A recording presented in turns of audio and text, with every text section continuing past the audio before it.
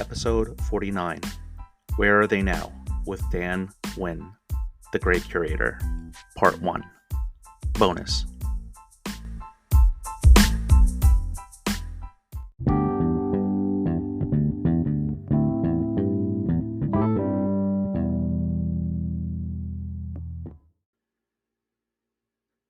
Hey, Card fam. So I'm going to try and keep this intro monologue short, but I did want to let you know that this is going to be a two-part episode because and when I say we, the titular guest, Daniel Nguyen, the Great Curator, which by the way was an awesome chat interview. But we went over 75 minutes, and that made me think that's just going to be too long for one podcast episode, especially if I want to do a little intro to kind of set the scene. And so this is going to be the first somewhere between 30 to 40 minutes of our conversation. I try to find a good natural stopping point. I don't really edit these podcast episodes, and that's because I'm seeing that I really like editing short form content. But when it comes to like these YouTube vlogs, I tried. It's really hard. And I'm not just talking about like recaps and intros, but like show floor stuff, just splicing things and putting them all together. It doesn't appease to me right now. Same thing with podcasts. There's no way I'm going to go in and chop up and edit ums and uhs and all that stuff out. So yeah, this is part one. And I wanted to set the table before we get into the meal of the podcast episode, which is, I know, like a lot of you already know, that the Great Curator is polarizing. The thing about him, though, that I think some folks still don't get after watching and consuming his content for a while is that, a lot of his humor is pretty tongue in cheek, and it's almost like an inside joke with a lot of what he does. I think I do the same thing. I've said this before. I don't think it's easy to follow me and consume my content because unless you have seen something in the past, or unless you've really, you get to know that I'm being tongue in cheek. If you take things by face value, it would be tough for someone to follow me, I think, and get the jokes. For example, I think in my Instagram content, I mentioned how getting Dan on this podcast, it required me to get to buy some cards off him. It was a joke. I mean, we transacted separately from getting on this podcast. There's no money exchange. There's no pay for play where guests pay me or I pay them. And I make this joke, throughout the podcast because in other episodes, because I don't know, it's funny because I think it's funny that some people think that there's money to be exchanged for appearing on people's podcasts. That's not the case. To maybe kind of go behind the scenes and go behind the curtain and show you what's going on is, as far as I know, I mean, maybe some people are doing that, but for me, I am continuously amazed by the folks who say yes to come onto the podcast and who are just so generous with their time. So thank you to those who do that. And when it comes to Dan, I think that he and I are similar in some ways, and not just our Asian heritage and background, but I do find him to be a kind person, and a funny person, entertaining person. And then we're also different in other ways. Like there are definitely some content things that he does that I don't think I would do, but we're just different people and different styles. And yeah, I do try to keep things as family friendly as possible. And he doesn't, but this podcast episode is good. He doesn't curse in it, I don't think. But here's the thing about this episode, because I did say I was going to try and keep this short. This is not a card heavy episode, meaning we don't talk a lot about the cards themselves. Okay, we talk about the hobby landscape, content creation in the hobby. And so for people who want that type of content, the card heavy content, um well, actually, I don't think much of my podcast is about that because I don't get into specific cards. At least I didn't in season one. But I would encourage those folks who don't like the latter of that type of content that I mentioned to not listen to this episode. But I also know that that's not going to deter some folks, and you may listen anyway. Um, I have a term, hate listen. Like there are some people who listen to this and don't like me, and I don't know why, but it's such a fascinating concept. That said, I want to be clear that Dan is a real human being. I do think he's a decent, good person, but also, some people don't, and I don't know if you've ever reached out to him to try to get to know him and all that. That said, if he does do some sort of Montreal screw job, that's when Vince McMahon and Shawn Michaels screwed over Bret the Hitman Hart in Montreal. If he does that to me, maybe my thoughts on him being a good person will change. But I also think that we do make mistakes here and there, and that being afforded grace and compassion is just so important, especially in this very fast paced, modern day and age. Um, I mean, just as a tangent, I just feel like we did a lot of that during the pandemic, at least where I live and the people around me is, we were all so worried about whether we were going to, you know, live or die. And, we were navigating uncharted territories with virtual everything. And I felt like we were kind of bonding together with, just the solidarity of just remembering the meaning of life and going on walks and being unplugged and all that. And then I think maybe as a society, and maybe I'm talking about Western society, shout out to all the international listeners, but I think we got away from that a little bit in the post pandemic. Um, we saw more people kind of like lose their minds. I mean, and just using the sports realm for an example is, how much did we see in the news about just these fans just coming onto the field or the court or out of the stands to confront a player and fight each other in the stands and just being tossed out of games. I know that happened pre-pandemic, for sure, but just feel like that type of news was hitting so much, and I think people were kind of getting back into being a live spectator at a game, and maybe they didn't know how, they forgot how to interact with other people and with the game and the athletes. But it was just kind of like a really kind of like sore point. And again, this is like the US.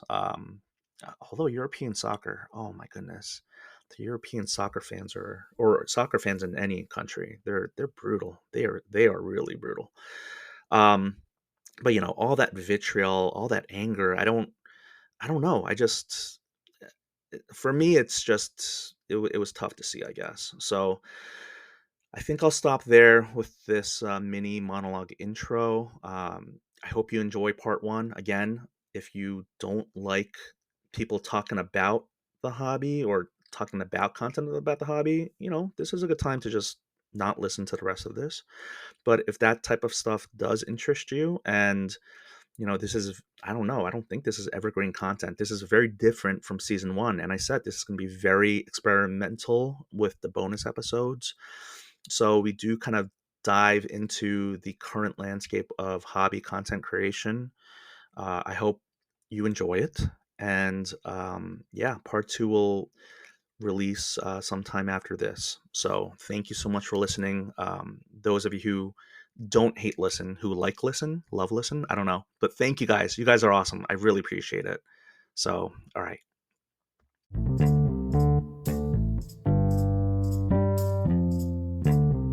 I have to wait for this thing to start. Okay. Welcome to bonus episode something something because I haven't figured out which number you're going to be. But I am your host, Denny Cards, the hobby jack of all trades, master of none. And you could be listening to any podcast in the world, but you're here with me. So thank you so much. I am here today with a man who really has no need for an introduction, but I'm going to do it anyway because the first time I had him on, I really didn't do a good job of it. And I think I got a little bit better since the last time. Okay, so here we go. And feel free. I mean, he's probably going to interrupt me at some point. He is the preeminent expert on non-sports, aka pop culture cards and collectibles. Not just trading cards, but Type 1 photos, toys, uncut sheets of cards, collectibles. But he doesn't like kids, except for maybe his own. he has been accused of being a pumper and dumper of cards. But I personally just know that he's a pumper of what he likes, which is Marvel, wrestling, G.I. Joe, Transformers, K-pop, especially Blackpink. We both been to the concerts. I may have had better seats, but I'm not gonna rub it in his face. And he's one half of the podcast YouTube live duo for Between Two Slabs, which is completely not a ripoff of Between Two Ferns. He's a lover, not a fighter. He's the king of strong style. He is the great curator. Daniel Nguyen, welcome to the pod. Well, I gotta say, I am surprised this pod is still around since the first time I did it. I thought for sure you were gonna quit, and I think that if we can get into this, maybe a little bit, you were ready to quit at some point. But it's good to see that you have actually stuck around. Can I make one correction to that? That beautiful intro you gave for me here. I just want to make one correction because I know some people are going to be pissed off. I don't claim to be the top expert in the field on all pop culture cards, because there are some really great people that specialize in these different fields: Marvel, Star Wars, wrestling, all those things. I just happen to make a lot of content around it, so I bring a lot of exposure to it. But I would say I'm just a very active person in all those niche areas. So that's why people kind of associated with me. Okay, great. Well, I'm just gonna cut that out because I just want the trolls to come after you. Trolls, man. Okay, so for the people who are only listening on audio, you have a drink there. I have been in some of your recent lives. You do love my countryman's drink of choice. Is that soju or makgeolli? Oh my goodness! Look at this sponsor. Yes, it is soju. Sponsored by Good Day. Good Day.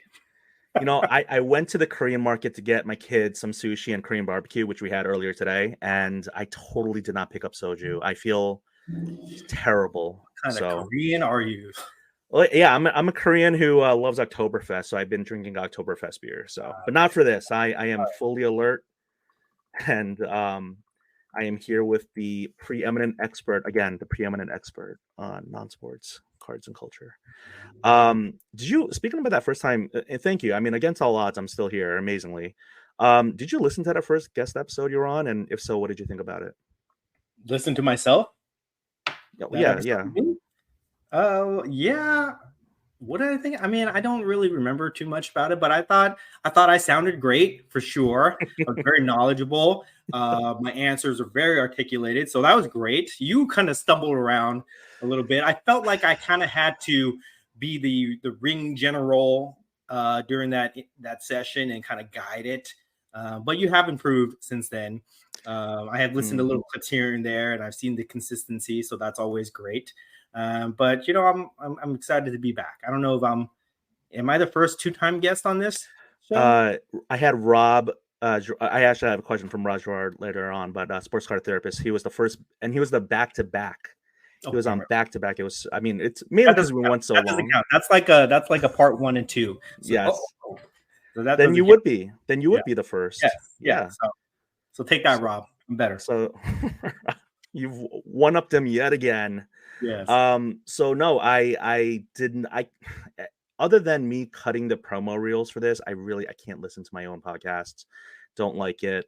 I've been getting better with trying to listen to my own voice, but it's like just, I can't do it. But since the first time, so I had you on at the end of May. It is now the end of October. It is the day before not Thanksgiving, Halloween.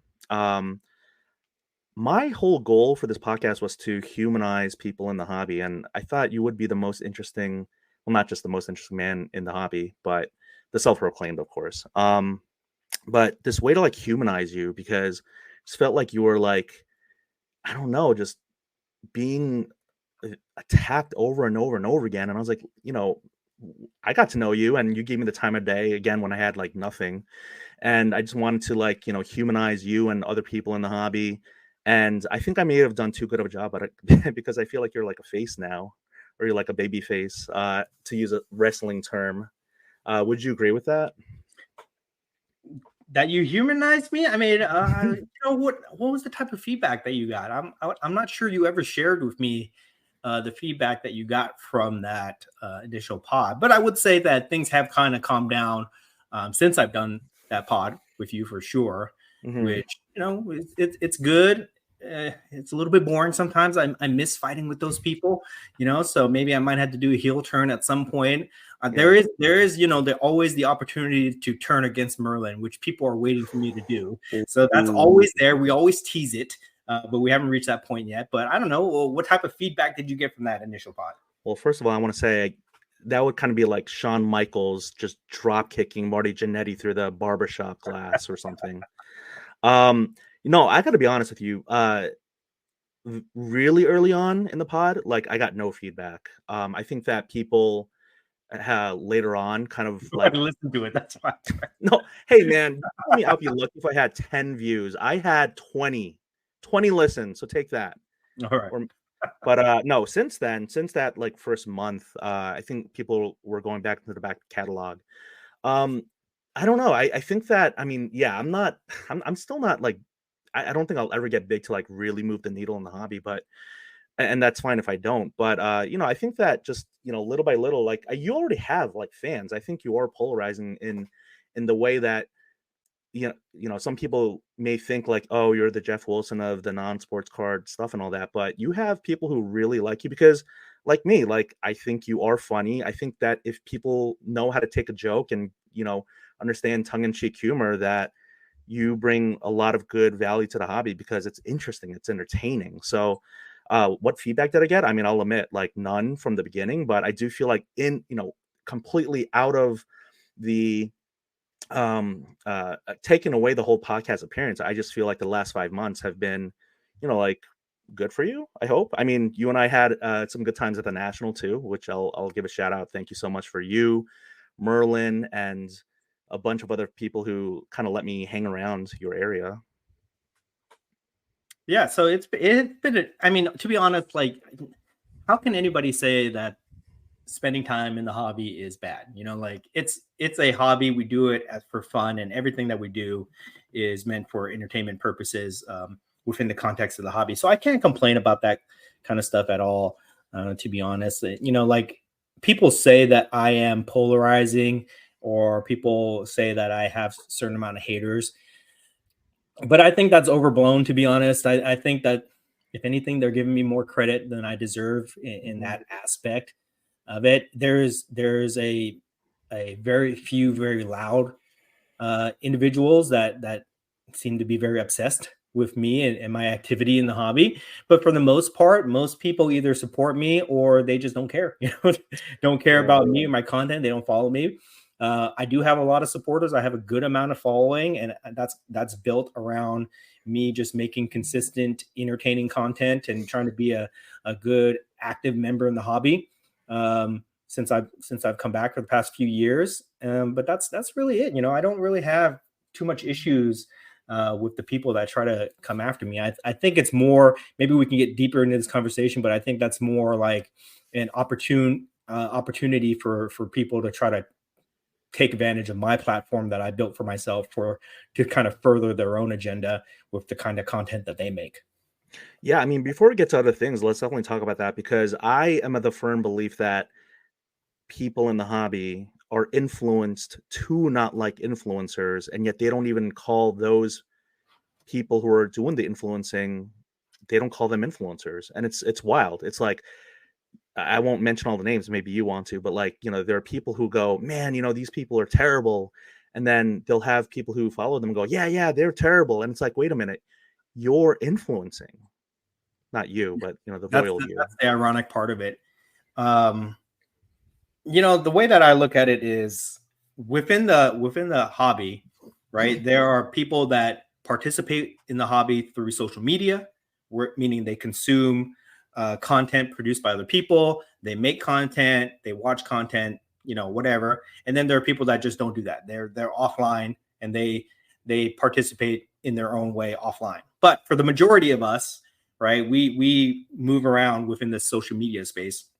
And there are people that make content like educational videos, like Jeff Wilson, for example. There are people that make funny, entertaining memes like Lamine James, like myself. There are people that have podcasts, that people that do breaking shows, all that sorts of stuff, right? There's all sorts of different type of content, but there is also a niche space of people that make content that is criticizing other people. That's what they do. That's how they participate.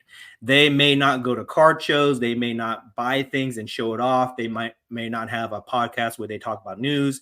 What they had choose to specialize in is just criticizing other people, whether it's the type of cards that they purchase, the wins, losses that they accumulate, the type of content that they make, whatever. So I have just kind of become a target for a certain small group of individuals that choose to make that type of content. And they basically try to build up their platform by criticizing me and other people, not just me, but other people. And that's kind of their thing. And I just, at first I thought that stuff was like, I took it personally, but then when I realized what they were trying to do, within the content space, they're trying to build up their platform, trying to monetize their platform. I just kind of see it as just another form of content that's out there. But the ironic part that you mentioned is that, they will criticize people for making content about what type of cards you should be buying or things like that. And how that unintentionally or intentionally influences people to act a certain way while they're doing the same thing. They are making content about people, and they're causing these people to be influenced in a certain way that creates what I call false grievances in their heads. And sometimes they even go as far as to have call to actions where these people will lash out and try to harass and attack people. And that's happened to me. I don't know if you ever want to share any of your own experiences, but I'm sure you have some experiences where people lash out at you and things like that. And what I find is so ironic about the situation is that a lot of people that comment against me don't even follow me. They don't know anything about me. And some of the wild comments that they leave are just like not applicable to my content or me at all, right? And it just shows me that they've kind of been brainwashed by the content that they follow, because they might be fanboys of all these, they call themselves watchdogs. I call them trolls, hobby trolls, but they might be fanboys of that type of content. And then they just assume everything that these people say is true and accurate when it could be further from the truth, right? And they just kind of go out there and kind of embarrass themselves by the type of content or their type of conduct within the hobby.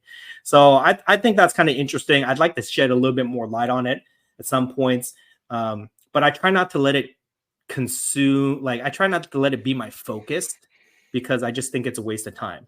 It's very easy to go down a rabbit hole and fight with people through comments and things like that. But that's really not part of my brand. My brand is everything that all the content that I produce, how people know me, not that. And I try not to let it take over my content space. I'm going to create this new term. It's participate or participation. That's good. That's good. There are people who love to hate, and that's how they participate in the hobby. I don't want to, you're my guest, but you did ask if I wanted to share one thing. I will say, so look at both of our round phases. How have you not been called fat? I'm just kidding. No, this is terrible. I've been called fat, and I'm like, you know what? That's like sticks and stones, etc. But you know what? Like, there is rippling muscle behind this sebaceous layer of fat. Okay, so I actually used to run like Spartan races. Like, I used to be a runner, and then I just said during COVID, I'm like, I don't care about all of this. No, but just getting older, man. It's metabolism. Can I just say, I think it's wild that you're younger than me. I think because I, like, in a way, like, look up to what you've done, and like, look up to you in the hobby, and you've been a good mentor. Look up to me. I keep thinking that you're older than me, and yet you're not. I think it's just like, I think it's got to be, like, I don't want to flex and just show my hair, but I mean, maybe that's a little bit of a flex, but no, I think what it is the maturity level and the polish of my content, and that's why you admire and you look up to me and you try to emulate a lot of things. And I accept that. I accept that that compliment. I accept that responsibility in being a role model to people like you in the hobby, and I try my best to set a good example. Thank you. You do that, and you really do, offline and away from all the the recorded stuff. You've been a really good mentor to me, and we've talked a lot about this stuff. So one thing I want to share briefly is before the national, I feel like a lot of people had no clue who I was, and that's fine. I mean, I had people who followed me and liked me, and I feel like national. I got put onto the hobby zeitgeist, and people are like, "Who is this guy? And what's going on?" Like, I don't like his face, and no one has like outright come after me, being like, "Oh, I don't like this Asian face," but again, like the fat comments and all that, and it's It'll happen. weird. It'll happen. Yeah. It's funny. And then I gotta say, like, I never called this one person out, but like, you know how you, because I saw you had this card, the PSA and whatnot, they had the slabbed selfies that they were taking pictures of for people. This person who had already, during my time in the national, when I was trying to cut like my little, reels here and there, was getting in my shots and was like, yelling my name, be like, "Oh, Danny Guards," and like, because they were serving beer at the national show floor. But this guy, I he just decided to take my card, and I picked up my other two, and I want to make some content and do some jokey stuff about it, but like put one up on eBay. But he like DM'd me the card and he goes, "I have it." And I'm like, "All right, great, thanks. Can I have it back?" And he's like, playing games with me. It's like, "Oh, you're gonna have to like come find me, or like come, I'll mail it to you and then not mail it to me." So I still haven't gotten it. I think it's just ridiculous what some people will do. But I guess in this person's brain, there is this concept called parasocial relationships that I've talked about in previous podcasts, which I know you haven't listened to. But it's this concept where people feel like they know you just by consuming your content. It's like like in an extreme example, like the Kardashians. People think that they know the Kardashians, but they don't. I mean, it's just a reality TV show, right? But people start to develop these relationships, for good or bad, with people who they consume on social media. And for this person to, again, I can't tell if he's a troll or a fan or a hater or a whatever you want to call him, but the fact remains that this dude has my card, and it's like disturbing because I'm like, why do you have a card that has my picture on it? It's so weird. I wish I was drinking some soda right now. That's chilling. That's a chilling story, to be honest. I just imagine this dude has a shrine to you where you're like his best friend, and he talks to the card as if you guys are best buds, and maybe you slighted him in some way where he's like, "Oh, after everything we've been through together, huh? You're gonna act like that? You're gonna big time me?" And maybe becomes obsessed with you, and then he becomes your hobby nemesis. I have some people like that of my own, that Mm-hmm. are totally obsessed with me, who I've never had any interactions with, and just try to get my attention in any way they can. And Mm-hmm. maybe you have one of those too. You're Batman, and you have a Joker that's like obsessed with you. Okay. Well, some of those people might have left some comments in the post where I said I was going to interview you tonight. I don't know if I should uplift their questions and stoke the fuel to the fire, but Can I just say one thing here? yes, A please. lot of the reasons I have certain people that do not like me in the hobby is because um, I try to respond to everybody's comments. If Mm-hmm. you leave a comment on my YouTube page, my Instagram, my lives, whatever, I always try to acknowledge people, right? But there are certain people that either they have no filter, or they're just like they've got this, really offbeat sense of humor. But when they're rude to me, which happens from time to time, I will smack them, in the face with a comment, and then I'll block them. Yeah. And they get so upset when Mm-hmm. somebody calls them out for being rude, or mean, and they just think that they can operate within the hobby space because it's anonymous to an extent. They think Mm-hmm. they can operate with a certain level of impunity, and they Mm-hmm. can just be jerks to people. And then when somebody takes away the privilege of them being a jerk, then they get really obsessed. And I think that's what I have, because I block a lot of people, and they complain about it. They make second accounts to try to get at me after they've been blocked. And it's very simple. If you're cool, if you're respectful, we can engage. If you're not, you're not going to get my time, and I'm not going to respond to you. And that's just the way it is, right? And I even offer these people chances to come back into the lives or the comments, where if they just apologize, I'll unblock them, but they refuse to, right? Mm. And then when an opportunity like this comes, when a third party gives them the opportunity to comment and it gets attached to me through, sharing on social media or whatever, they jump all over it, because Mhm. it's their chance to be heard. And I think that the real problem, the real root of the issue here is that these people just want some type of acknowledgement, and maybe they don't understand that they've been rude and they don't have the sense ability to correct their mistakes in the past, and they just Mhm. want somebody to acknowledge them. So that's kind of what it is. Dan, I'm with you. So I know there are some content creators and influencers who take the approach of not blocking anyone, and there are some who do block a lot. I used to not block anyone, and then I was like, you know what? For my own sake, I need to just, I need to curate my own experience on social media. I think that I may have blocked too many people, Dan, because absolutely no one has made any bad comments about this horrific facial hair, which I think deserved some hate. And I, not that I I've was been growing it out for the I've been trolls. meaning to talk to you about that for a while. I didn't want to do it publicly, but Well, let's get into it because listen, like this is terrible. This is why Asians don't grow facial hair unless they like or like in like well, actually, maybe I think some of the actors might do some makeup, but you might I, not get this reference, but you look like the Mirrorverse version of Denny. Mirrorverse is the evil universe of Star Trek. So uh, basically, like Spock went to the Mirrorverse one time and he met the other Spock, and he just had a goatee, and the goatee means you're evil in all aspects of storytelling, cinema, TV. If you have a goatee, that means you're evil. So you're basically the Mirrorverse of Denny right now. Thank you. Yeah, my wife says this is like evil Michael Scott when he tried to grow the beard out, because Ryan from The Office grew it out. So I think I'm going to shave this after Halloween, but this is going to be kind of part of my Halloween costume. Not that I grew this because of the Halloween costume, but I think that I'm going to shave it after Can you tomorrow. just shave the bottom part? Can you have the Fu Manchu look Oh just my for one God. day? Just for one day? One Yeah. day, You know what? do some content. Say this is going to be your new look. I guarantee you're going to get a lot of engagement with a post like that. It will go viral. Well, I blocked a lot of those people though. That's the thing. Like my block list, I feel like I'm Dikembe Mutombo. I just go like, no, no, Oh, no. oh, they I get just they have block them. they have burner accounts.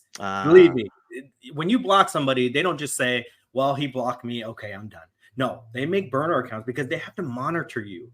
They have to see what you're doing so that they can have selective outrage towards it, and they mm, can comment to other people. They can't tag you anymore, but they can right. still make comments about you because they So choose to no block. one's made any. I don't want to be in the hobby zeitgeist where people are slamming people. I don't want to be in anyone's video. I just want to have fun. I feel like I'm not here to like.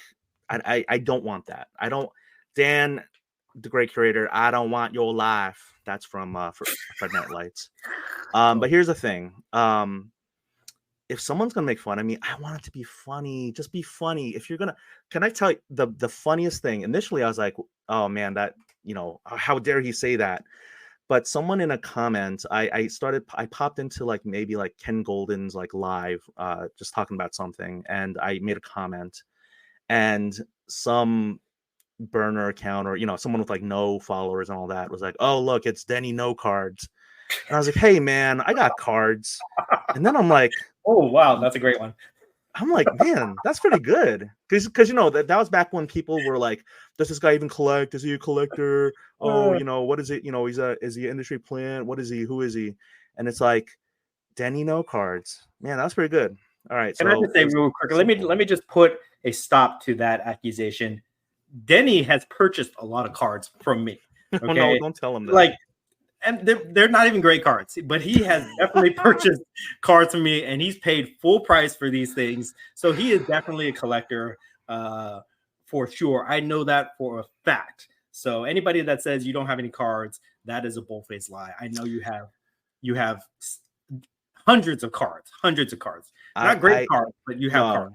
No, no. I mean, can I tell them one purchase I made from you? I literally, and it was among other things, but I literally, because I told you, I mean, I straight up was like, this is what I want. And you're like, you're crazy, but I'll give it to you.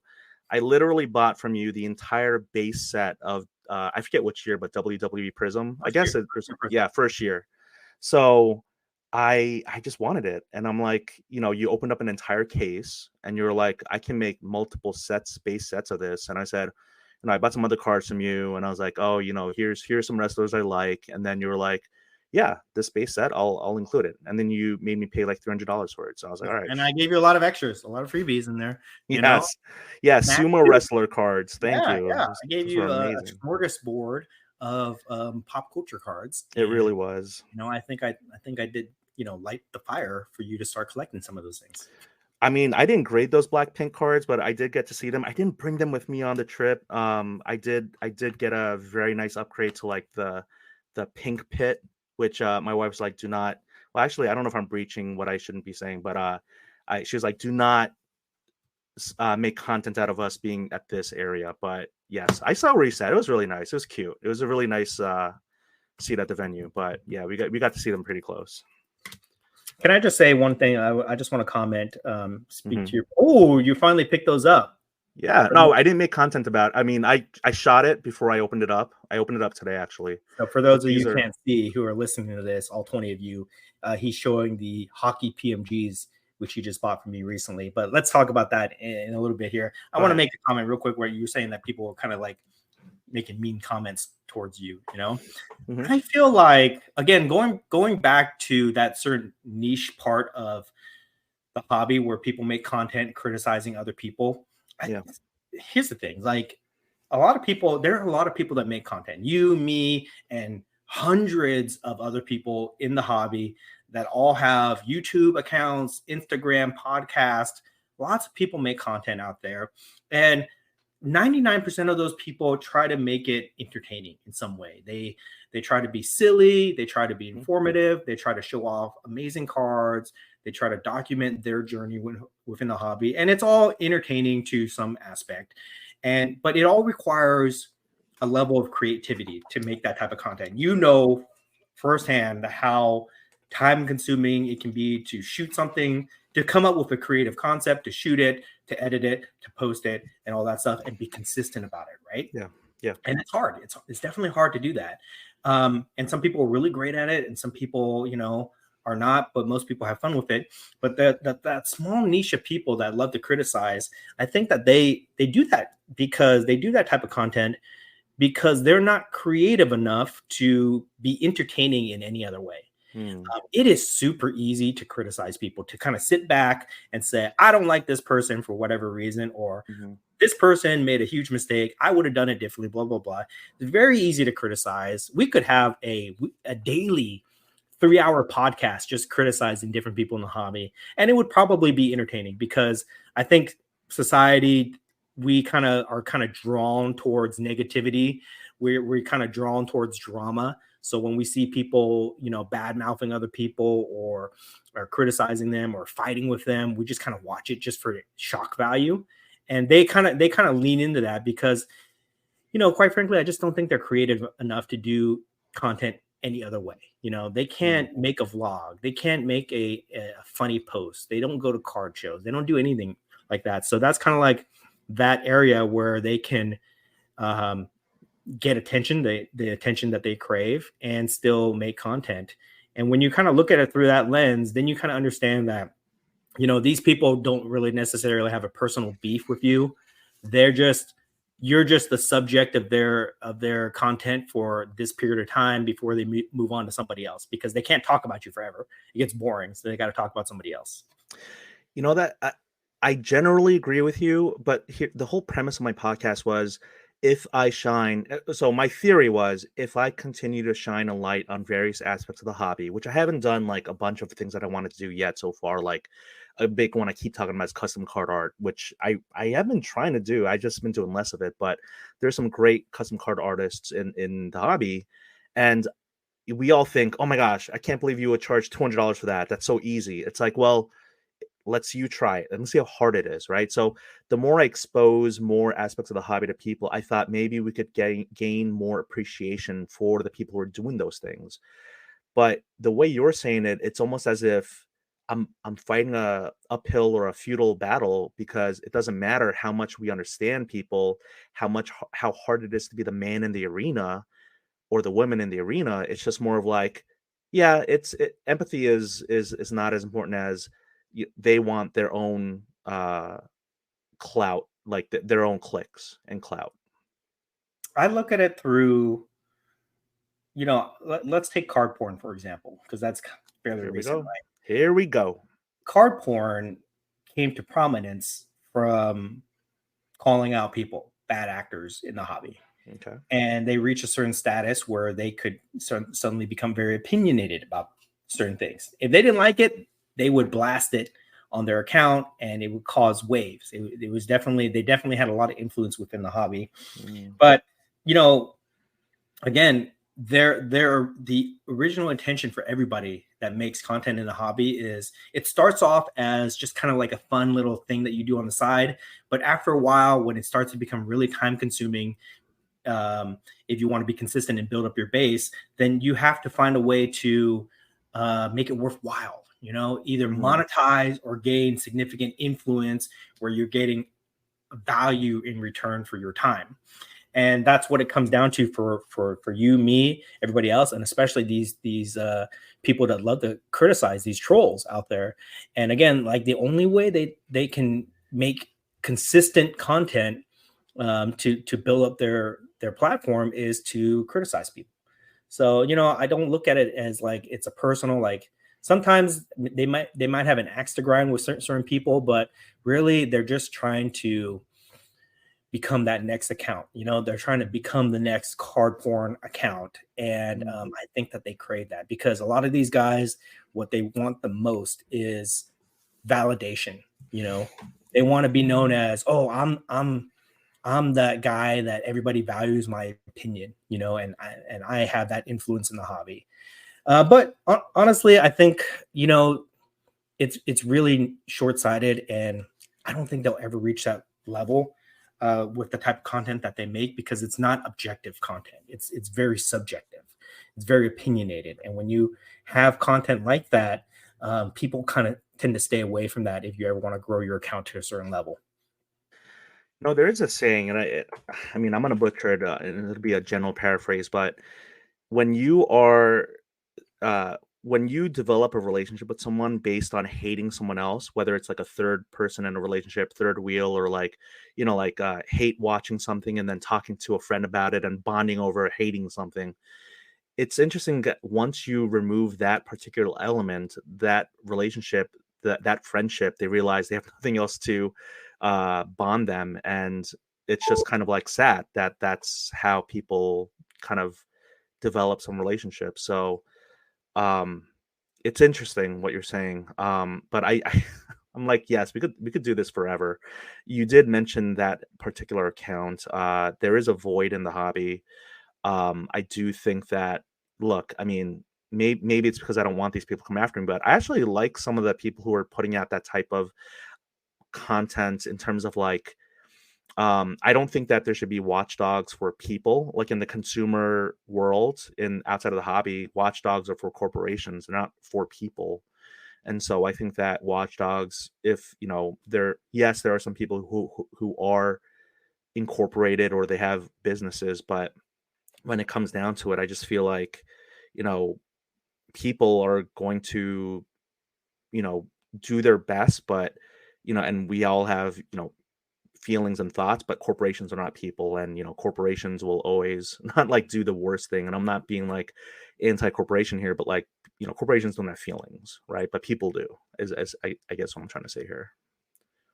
That's a good point because a lot of these guys they target, if they were targeting like fanatics, tops, okay, fair game, right? They put themselves out there. You're attacking a corporation, a product, or whatever. But when you attack individuals like Jeff Wilson, he's probably the biggest target. Yeah, You yeah. attack people like that. That's a person. He has a family. I've seen them attack. Mention his it, family. it's messed up. Yeah. It's messed up. And another aspect of that is people who make a living in the hobby. I don't make a living. I do this as a side Hmm. gig, a side hobby, but there are certain people that make a living in the hobby. And when you attack them, you kind of mess with their livelihood and their Hmm. ability to take care of themselves. So I feel like these guys, some of them do have interesting perspectives. And sometimes they make good videos Mm-hmm. that have a good take on something. But to me, when you kind of like lower yourself and make trash content, you lose your credibility to me. Mm-hmm. You know what I mean? It would be the equivalent of them doing something bad. Like if like would we ever accept the guy who ran the card porn account again in the hobby if he came back and started, doing what he used to do, where he used to call out bad actors and he did, had interesting takes? We wouldn't do it because he lost his credibility when he got caught, with Yeah. that scam, right? So it's the same kind of like thought process I have for a lot of these guys out there. And I've never really talked to any of them, but if they were watching this, I would just say that if you ever want to grow your platform and be taken seriously, you've got to get away from the trolling behavior, because that just kind of really overshadows a lot of the good takes that you have on real actual issues within the hobby, and not just personal beefs with people. Well, I don't want to say who it is, but I've been trying to get you to make up with one of those types of individuals, but um, I I can't. I won't do it, just and I'll tell I you want to why. bring people together. I won't do it. I'll tell you why. Because again, it's like these people, they attack me and then they want my time.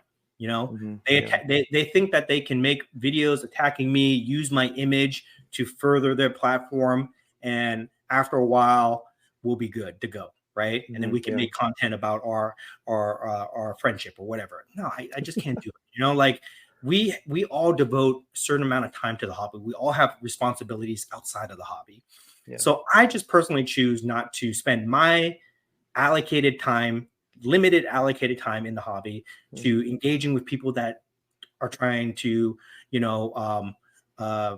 profit off of me. You know what I mean? Okay. Okay. It's just not worth it to me. I rather spend, if I have an hour on my Monday night, I rather spend it talking to you, Thank doing you. your podcast, versus trying to fight with somebody in a comment section or watching somebody's negative comment, things like that. And I think that's what a lot of people in the hobby are slowly waking up to, right?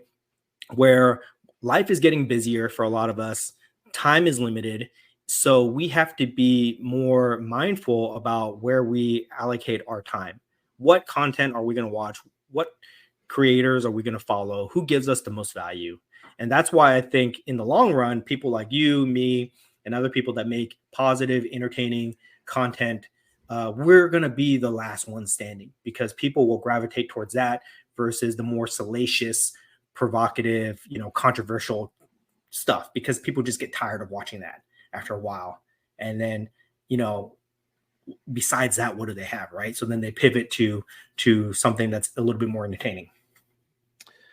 You can have the poorest or richest collection in the world, and yet we all have the same 24 hours in a day, and time is an incredibly precious commodity. So I get what you're saying. So yeah, I mean, I'll drop it. I mean, I won't. Again, I have a block list that keeps growing, and so like I said, if I'm curating my own feed too, I mean, you're the great curator. You're creating your own experience and feed, and so I actually, yeah, I respect that totally. I'm just trying to like build bridges and have people play nice with each other. But if people have crossed the line with you, hey, I get it, because people have crossed the line with me too. So I don't, I'm not the type. I'm not really. I used to be where I try to hit back, and sometimes if I feel like they've crossed the line to a extent, I might do it. But really, I'm just trying to be more of a better example, where I block these people and I move on. I ignore them, yeah, because it's just not worth the engagement. You know what I mean? It's right, better. I'll just tell you this quick story, and I think maybe we can get to some of the comments or the questions that people sent yes, to you today. But there was a time when I would get back at these people and I would roast them pretty good, and I would spend time clipping things, putting together texts, wording, and doing all these things. And at one point, I remember I spent like 45 minutes just going after those sports car radio guys, those idiots at the time when they were attacking me. man, And I was that's spent good. like 45 minutes doing that. And I was like, what am I doing? It's like, it was like a Wednesday afternoon. I should be working. I should be doing something else. What am I doing? Why am I focusing my attention on this? And that's when it kind of like, it made me embarrassed for myself that I was spending time doing that. I'm 40 years old, and I was spending time doing that. And that's kind of like, that was my wake up call in the hobby, where I decided from then on, I was going to put my time and effort into positive things that bring me more value, rather than engaging with idiots and trolls out there that don't deserve my time.